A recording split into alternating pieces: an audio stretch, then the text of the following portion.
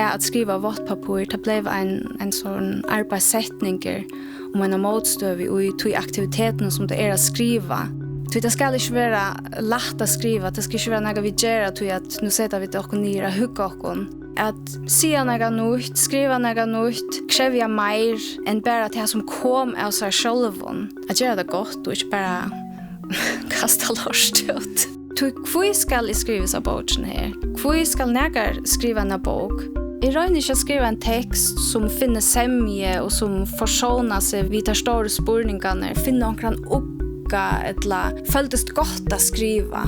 Det ikke så løsner som litteraturer alltid ikke ikke være så løs. Vi har noen skyldighet til at ikke bare kasta tekst ut i verden, til at det hadde vi hod til. At det ikke noe som kommer fra en idé om inspiration og jeg kunne ikke lade være. Det er jo ikke lettere for meg å lade være å skrive. Jeg har alltid ikke det noe vittig som lett i vår høver. Vi har alltid ikke lukket mye det som jeg så skriver.